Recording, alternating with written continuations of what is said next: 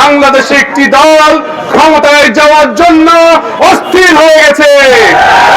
বিগত ফ্যাসিস্ট সরকারের পতনের পর বাংলাদেশের মাটিতে একটি নব্য ফ্যাসিবাদের উত্থান আমরা দেখতে পাচ্ছি।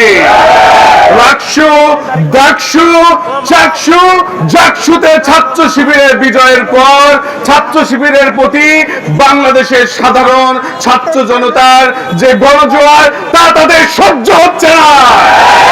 এই গণজোয়ার দেখে তাদের গায়ে জ্বালা পোড়া শুরু হয়ে গেছে। এজন্য বিগত ফ্যাসিবাদ আমলে আমরা যে আচরণ দেখতাম এখনই সেই আচরণের পুনরাবৃত্তি ঘটছে। আমরা দৃঢ় কণ্ঠে বলে দিতে চাই, ছাত্ররা অনেক ধৈর্য ধরে আছে। ছাত্রদের যদি ধৈর্যের বাঁধ ভেঙে যায় এমন স্রোত তৈরি হবে, সেই স্রোতে আপনারা ভেসে চলে যাবে। আপনারা যে আচরণ শুরু করেছেন এটা মেজর জিয়ার আদর্শ নয়, এটা হলো শেখ মুজিবের বাকশালী আদর্শ।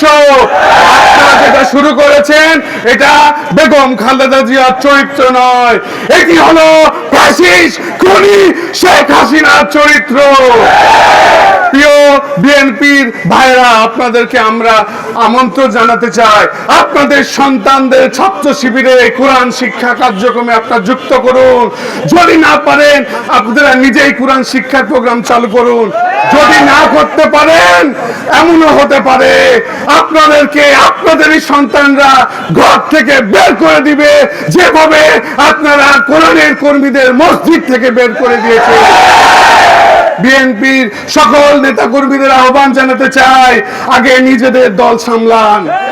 5 আগস্টের গণ অভ্যুত্থানের পর আপনাদের নিজেদের কর্মীরাই নিজেদের হাতে খুন হয়েছে। আমরা দেখতে পেয়েছি শতাধিক কর্মীদেরকে আপনারা নিজেরাই খুন করেছেন। আপনাদের নিজেদের কর্মীরাই আপনাদের কাছে নিরাপদ নয়। আপনারা আমাদের পিছে লাগতে আসেন না, আগে নিজের দলকে ঠিক করেন। যদি নিজের দলকে ঠিক করতে না পারেন রাজনীতি ছেড়ে দেন। প্রশাসনকে জানাতে চাই, আপনারা অবিলম্বে সন্ত্রাসীদের বিরুদ্ধে অ্যাকশন নেবেন। সন্ত্রাসীদের তালিকা করে তাদেরকে গ্রেফতার করতে হবে, সকল চাঁদাবাজদেরকে গ্রেফতার করতে হবে, সকল ধর্ষকদের গ্রেফতার করতে হবে, সকল খুনিদেরকে গ্রেফতার করতে হবে।